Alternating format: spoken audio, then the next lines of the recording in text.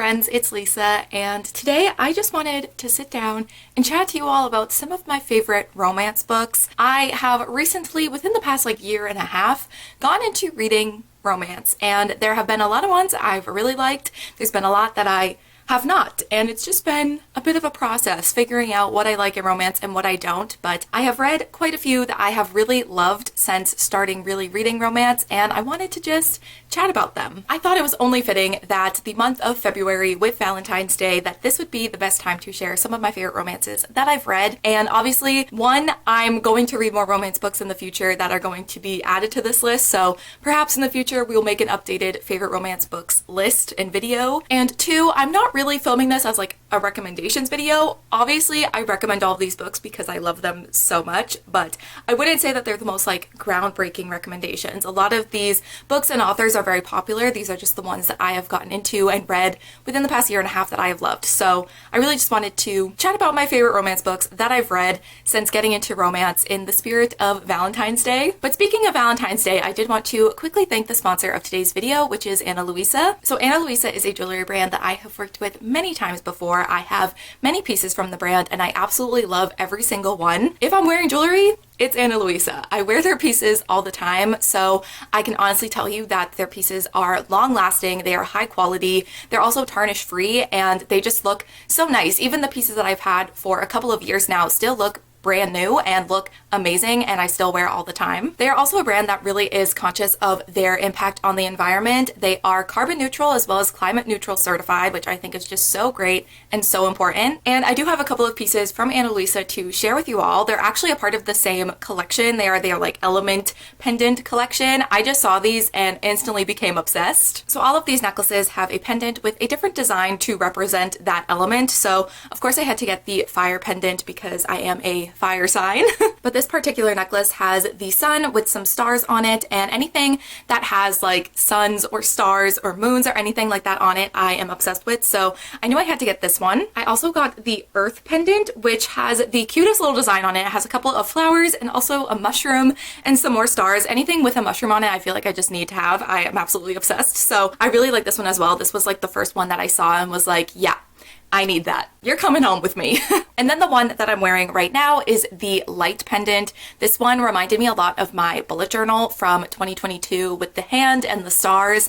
And I just, again, anything with stars like this, anything celestial, I just absolutely love. So I knew I wanted to get this one as well. And right now, in honor of Valentine's Day, Ana Luisa is running a buy one, get one 50% off sale, which is an incredible sale. So you can get yourself something as well as something else for a loved one, your partner, a friend, whoever you want, or you can just get two things for yourself, because that's what I call self-love.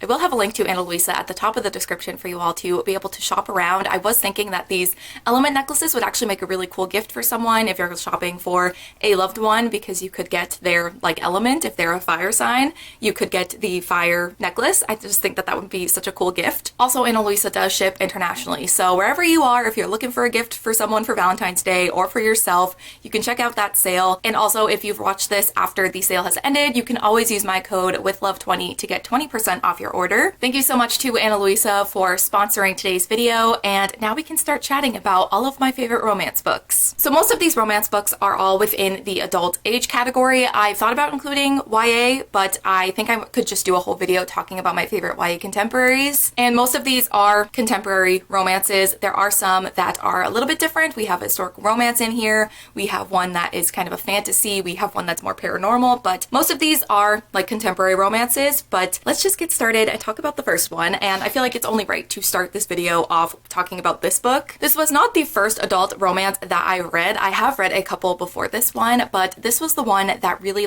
kick-started me into wanting to read more adult romances and making me realize how much I could love this genre, and that is The Spanish Love Deception by Elena Armas. So this book, you're following Catalina, who has been lying to her family back in Spain that she has a boyfriend, and when her sister sister is getting married and they're going to be going to the wedding. They are under the impression that she will be bringing her boyfriend to the wedding, but she has been lying about that, so she is trying to desperately find someone to agree to be her fake boyfriend for this trip to Spain for the wedding, and who offers himself to do it is Aaron Blackford, who is her co-worker, who she does not get along with. So the two of them make this deal that Aaron will be Catalina's fake date to her sister's wedding in Spain if she also agrees to be a fake date for him for an event that he has to go to. And most of this book is kind of the lead up to the wedding in Spain, but I just had such a good time with this book. I thought it was so much fun. I just absolutely fell in love with Aaron Blackford, which was definitely a big part of why I loved this book, but I also love a fake dating situation, even though, like I said, a big amount of this book is leading up to the fake dating situation, but when they were fake dating, it was so good. It was just so much fun to read, even just like the build up to that, and I just really enjoyed their dynamic. And this was also a book that I just read at the perfect time. I was in need of something light and funny and something that was going to just kind of let me escape for a bit when I was picking it up, and this provided that so perfectly. So I just have a lot of fond memories of reading this book because of the time in which I read it. I also just wanted to shout out my bestie Casey from Casey Can Read, because she is the one that sent this book to me. So not only did she provide a very good distraction and just a book that I absolutely loved in the moment that I needed it, but she also is kind of the reason why I started getting into more adult romances, so shout out to her.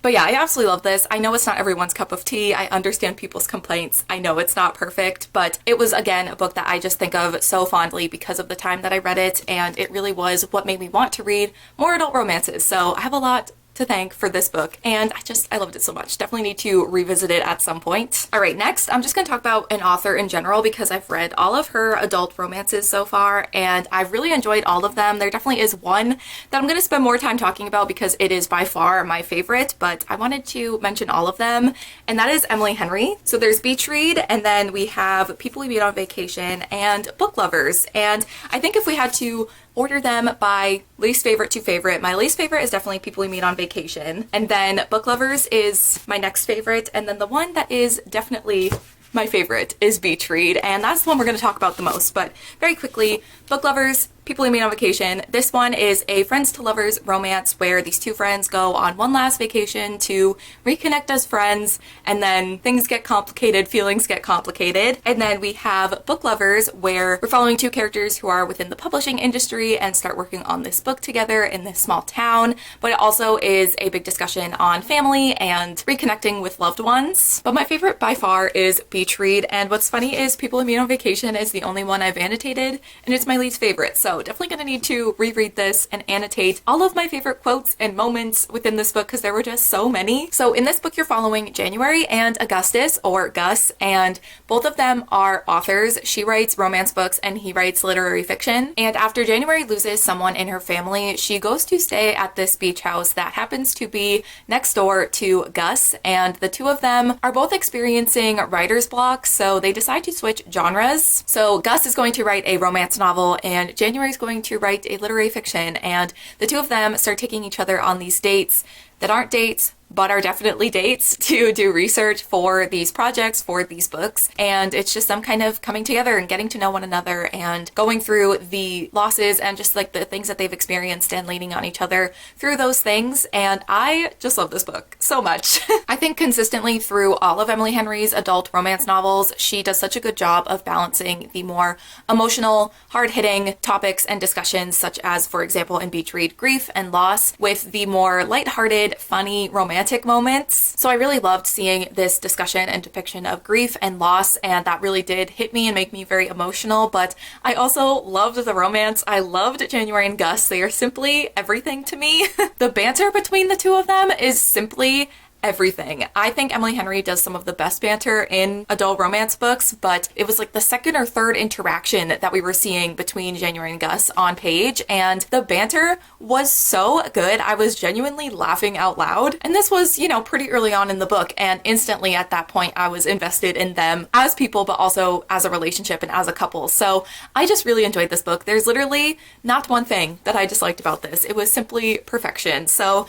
this is definitely my favorite, but I do really love the other ones as well and recommend all of them, and I'm just so excited to read more from Emily Henry in the future. So the next couple of books are part of a like companion series, and that is the Brown Sisters trilogy by Talia Hibbert. So I have Get a Life Chloe Brown here and Take a Hint Dani Brown, which if you're wondering where Eve Brown is, I just haven't read that one yet. But I'm sure once I do, that'll be in a future favorite romance books video. But these are the two that I've read, and I love both of them so much. Each of these books, you're following a different Brown sister and just the romance and relationships that they experience. So in Chloe Brown, the whole setup for this is that Chloe Brown has a near-death experience, and after that experience, she ends up making this Get a Life list. She creates this list of things that she wants to do because she had this near-death experience, and she ends up getting Red, who I think is like her neighbor in her apartment building, but she goes to him to kind of help her check things off the list. She kind of needs someone to help teach her how to be a little bit more adventurous, so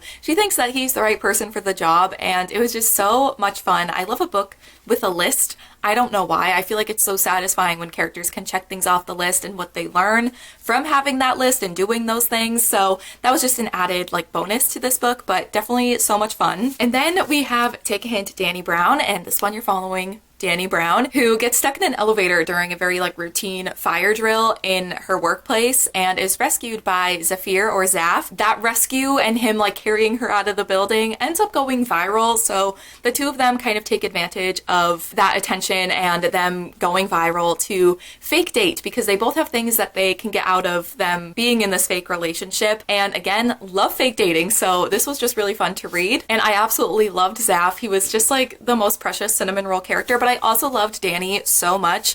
I just loved both of them as characters. I definitely think I prefer Dani Brown to Chloe Brown, but I do genuinely love both of these so much. Another author who is just so funny. I feel like Talia Hibbert just gets humor and banter within characters so well. I have read a couple of Talia Hibbert's other books. I read her YA release and another one of her adult romances, and between all of them, the humor is consistent and it is good. And I also just really loved the relationships and the romance with these books, so these are definitely favorites as well. And hopefully, like I said, once I read Eve Brown, that can join the list and be a favorite. I honestly think, I keep saying this, so I really hope that I'm right, but I feel like Eve Brown may end up being my favorite of the three. I also have another like companion romance series to mention, and that is the Kiss Quotient series. I think that that's what it's called, by Helen Huang, but I specifically want to mention the third one, The Heart Principle. So each of these books is a different romance, and I think all of the male characters in each of them are related. They're either brothers or cousins. I think two of them are brothers, and then the other one is their cousin. Quan is the kind of male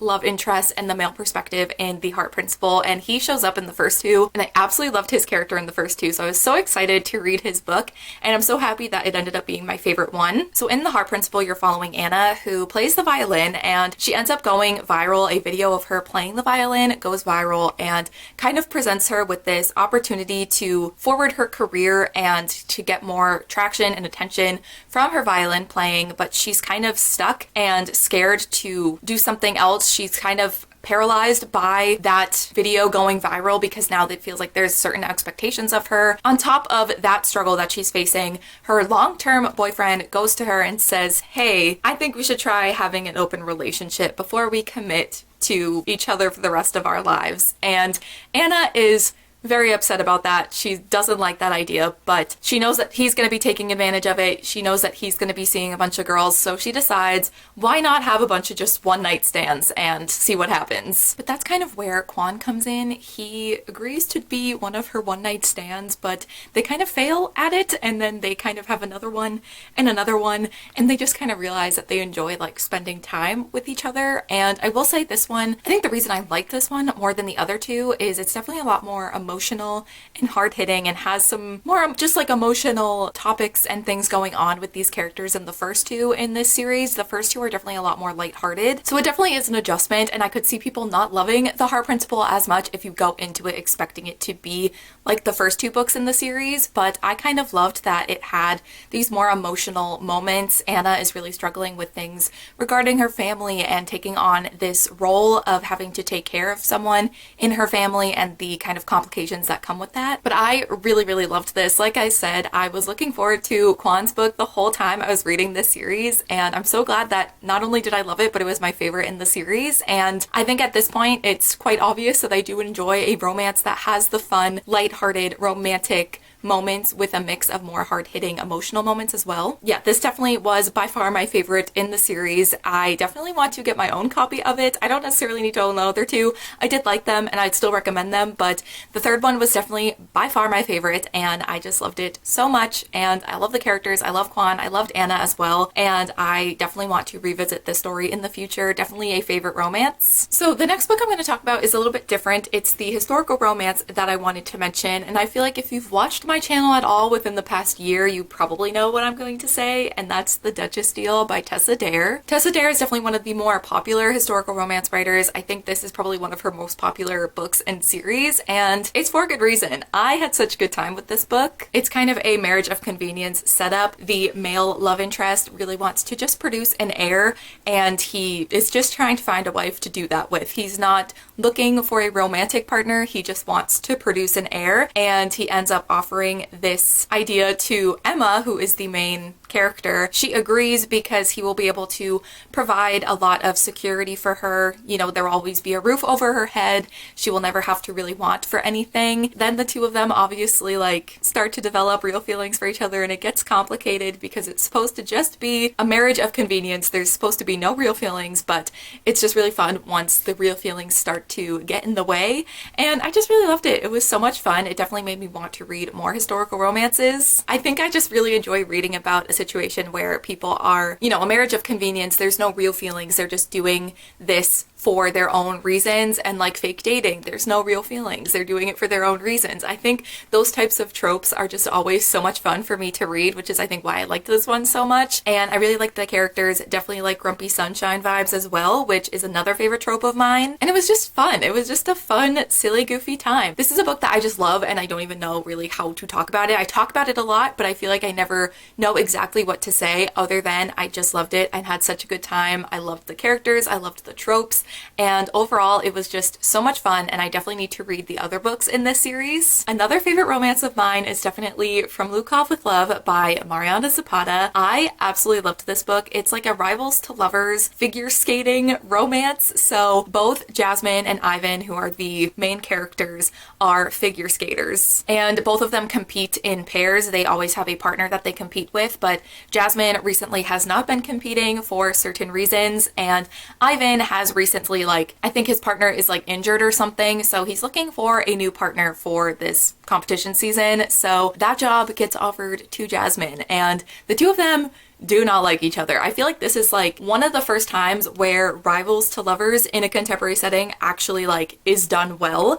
Even though there are some books that I mentioned earlier that are like described as rivals or enemies to lovers, I feel like that trope in a contemporary setting doesn't always work well. I feel like a lot of times it's just like the characters kind of irritate each other and that's really it. But this is a time where they were rivals. They did not get along. They actually were quite mean to each other at certain points. Like they did not like each other. But something I loved about this book was, I mean, it is quite a long book. There's a lot of pages to do this with, but the rivals to lovers aspect of this book felt so natural and so gradual. They didn't just go from hating each other one day to absolutely wanting to fall in love with each other the next day. It just was super gradual, which I really enjoyed. It felt just like really authentic, I guess. I also loved that they were figure skaters and that was a big part of the book. We saw them, you know, at practice. We saw them doing these competitions by the end of the book. We saw how much figure skating meant to both of them, and I really like that because sometimes I feel like sometimes characters might have hobbies or things that they do in books, but we don't really see them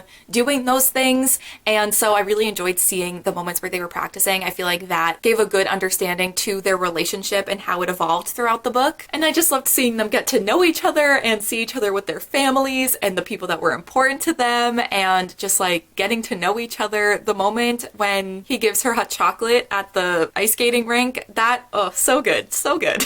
And like I said, this is quite a long book. There is quite a long time for this romance to actually begin. This is definitely a very slow burn book. I think that's, you know, what Mariana Zapata is known for, and I loved it. I love a good slow burn. I love when they don't even like look at each other in a certain way until page like 500. So good. That's what I want. So I just loved like the slow burn aspect of this, and everything about it just worked so well. The actual characters, the figure skating aspect, the rivals to lovers, everything about it was just so good. The next book I have to mention, I think it gets categorized more as a fantasy and it just happens to have a romance, but I just wanted an opportunity to talk about this book again because I love it so much, and that's The Very Secret Society of Irregular Witches by Sangu Mandana. I kind of feel like if someone describes this as a fantasy, I'm like, sure, yeah, I agree. But if someone also describes it as a romance, I'm like, yeah, sure, I agree. It's definitely a mix of both. I don't know which genre it leans more towards. I think it's a good mix of both things, but I absolutely love this book. You're following Mika Moon, who is a witch, and she posts these videos online of her doing witchy things. It's kind of like a hiding in plain sight kind of thing, because if you're a witch, you're not supposed to let people know. You're supposed to kind of hide that about yourself, but she kind of thinks like posting about it online, no one's going to assume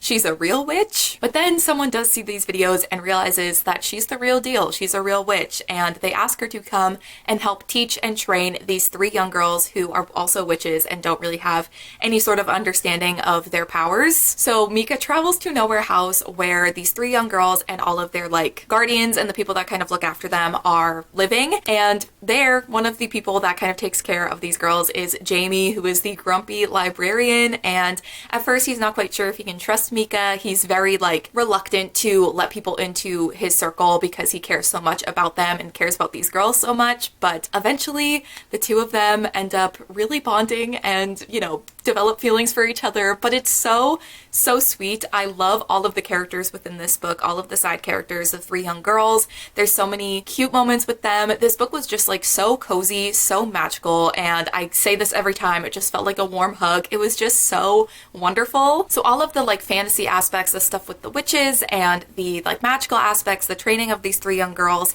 all of that was really fun, and seeing this like found family come together and accept Mika into that found family was so much fun to read. But I also loved the romance between Mika and Jamie. It was just so good. Definitely another like grumpy sunshine kind of moment, and I just loved seeing them like learn to trust each other, and I don't know, it was so good. It was so good. I cannot recommend this book enough if you're in the like cozy fantasy kind of mood with a little bit of a romance. Definitely recommend, and I cannot stop yelling about this book. I just need everyone to read it. All right, another favorite romance of mine is kind of more of a like, it kind of has like paranormal elements kind of to it, and that is The Dead Romantics by Ashley Poston. In this book, you're following a character named Florence, who is a ghostwriter for a very popular romance author, and one day she goes to her new editor named Ben. She's meeting him for the very first time, and she goes to him to ask for an extension on her deadline, and he does not give it to her. So she's already having a pretty bad day and already stressed about that, and then she gets a phone call from her mother or someone in her family saying that her father has passed away. So Florence travels back home to her family's funeral parlor that they own to prepare for her father's funeral and also just like be with her family while they're all experiencing this loss. Florence, having the ability to see ghosts, ends up getting to the funeral parlor and sees the ghosts of her new editor, Ben. So again, another book that has a mix of the more lighthearted, romantic, fun moments, as well as the more hard-hitting, emotional, and discussions on grief. And I think Ashley Poston did a really good job of balancing those things and combining them in a way that by the end, everything just came together so well. But I really loved this book. I loved the characters, I loved the romance, and I loved the humor as well. When there were funnier, lighthearted moments, there definitely were some jokes where I was like, yeah, this is definitely like a millennial-esque joke, but some of them were still funny, and I don't know, I just really enjoyed this. I also like really enjoyed the discussion on grief and loss, and that definitely hit me and made me very emotional, and I don't know, everything about this just worked for me really well, and I just really loved it. And this is another book that features like the writing and publishing industry, which I really enjoy. I love books that are about books or about authors or about people who are involved in that industry. Like all of Emily Henry's books kind of have that as well, and I just really enjoy it because obviously I enjoy reading, I enjoy books, and I enjoy hearing like the behind the scenes process of that. So even if it's like a fictionalized version of it, I still enjoy reading about it. And yeah, just another really great romance, one that had me absolutely sobbing, but also had its fun moments as well. Another favorite romance of mine that I read recently, because it's like a holiday novella, which is also kind of surprising that a novella was something that I really loved, and that's The Mistletoe Motive by Chloe Leese. I just wasn't expecting something that had like not even 200 pages to make such an impact on me and for me to enjoy it so much. But I really loved Chloe Leese and her writing and her characters, and I know that this author has that other series that's very popular. I think it's like each book follows a different sibling or brother or something, so I definitely need to read those books. But The Mistletoe Motive is so much fun. Like I said, it's like a holiday romance, and these two main characters both work at a bookstore. The bookstore is kind of struggling financially, so the two of them kind of make this competition to see who can sell the most books and the most products throughout the holiday season, and whoever wins will be able to stay at the bookstore, and whoever loses will have to quit because the bookstore is struggling to kind of pay for things and pay for their employees. So that's kind of the deal that they make, but the two of them end up, obviously falling in love and having these feelings for each other, but it is kind of this like competition, rivalry to lovers sort of situation, and it was so much fun. Again, set at a bookstore, set around the holiday season. What else could I want? It's just combining so many things that I really love. And I was just so surprised with how invested I got in these characters and this romance in such a short amount of time, because I had also read like another like holiday novella right before this one, and I really didn't like it. And I was like, maybe it's just because it was so short and I couldn't really get connected with the characters in that amount of time. And then I read this one and I had no issues getting connected with the characters in the romance. So I just think that that's so like impressive that she was able to make me so invested in this story in such a short amount of pages. But yeah, it was so much fun. Another like Grumpy Sunshine kind of dynamic as well. I feel like there are a lot of common tropes and things that I keep mentioning in all of these books. And also the male like love interest was a hockey player. So that was just an added bonus. But yeah, I really enjoyed this one. I think I gave it 4 stars, but the more I think about it, the more I love it even more. So I definitely think I'm going to have to raise my rating at some point, but really enjoyed it. Definitely would recommend if you're looking for a kind of romance type of novella or just book in general to read around the holiday season later on this year. Also, like, no shame if you want to read it right now, because I still have, you can't see, I'm filming this video with the Christmas tree still up. So I'm down to celebrate Christmas or the holiday season all year round. So no shame if you want to read it now. I highly recommend. All right, and finally we have the last couple of books that I want to mention, and I hesitated mentioning these ones because I definitely don't love them as much as some of the other books on this list. I don't think that they're as good in certain ways as some of the other books on this list, but did I have a fun time reading these books? Yes. So I'm gonna mention them, and that's Love on the Brain as well as The Love Hypothesis by Ali Hazelwood. Specifically, The Love Hypothesis, because the more I think about it, I've read both of them. I think I gave both of them 4 stars, but the more I think about it, I definitely preferred The Love Hypothesis. When finishing Love on the Brain, said I preferred Love on the Brain because there were aspects of it that I think I liked more. However, after some time and some time to think about like these books in general, I definitely prefer The Love Hypothesis. I think I just enjoy like the plot a little bit more. So in The Love Hypothesis, you're following Olive, who is trying to convince her best friend that's interested in Olive's ex to actually be with them. Olive does not care. She wants her best friend to go and ask this person out, but her best friend is like, no, like that's your ex. I don't want to make you uncomfortable. So to prove to her friend that Olive has moved on, Olive tells her, like, no, like I'm going on dates, I'm seeing someone, it's all good. But then she almost gets caught in her lie, so she ends up kind of kissing the first person she sees so that her friend sees her kissing somebody, and it ends up being the very like grumpy, almost has a reputation for being kind of mean Professor Adam Carlson. So Olive and Adam decide to fake date to kind of prove to Olive's best friend that she's over her ex and that her friend should go for it. And there's just a lot of antics and a lot of funny moments and a lot of like tropey classic romance moments, and I just had such a good time with it. Like I said, like, are these books perfect? No. I totally understand that there are some issues with it, especially like Ali Hazelwood does this a lot where the male love interest is like, he is so big and like the girl is so small. She's literally the size of a pea and he is the size of an elephant. I don't know. I couldn't think of anything else. But anyway, it just falls into that like very like he's so big and she's so tiny thing, which does get kind of obnoxious, but they're still fun. Like I said, not the best things I've ever read, but still so much fun. And like I also said, The Love Hypothesis I think is definitely my favorite of the two after having some time to think and reflect on both of them. Love on the Brain has some fun moments. I do like the characters. It does kind of turn into an action movie at the end of the book, which is just so bizarre, but still has some fun moments as well. But The Love Hypothesis was just so much fun to read. It was a book that that I didn't ever really want it to finish just because I was having so much fun. So even though I don't think these are the best romances that I've read, they're still kind of favorites because I just had such a good time reading them. But that is it. Those are a lot of my favorite romances that I've read since getting into the adult romance, contemporary romance genre. I definitely know that like looking at this list, definitely need to diversify the types of romances that I'm reading and the authors that I'm reading from. So definitely leave your recommendations down below if you have any, but I have so many books that are on my list and I'm so excited to get to them. And once I read them, maybe I can make an updated favorite romance books video. But I'd love to know in the comments below any of your favorite romance books, any ones that I should maybe check out. And also thank you once again to Ana Luisa for sponsoring this video. Don't forget you can check out their buy one get one 50% off Valentine's Day sale by clicking the link at the top of my description. But that is going to be it for this video. So thank you guys so much for watching and I will see you in my next one. Bye.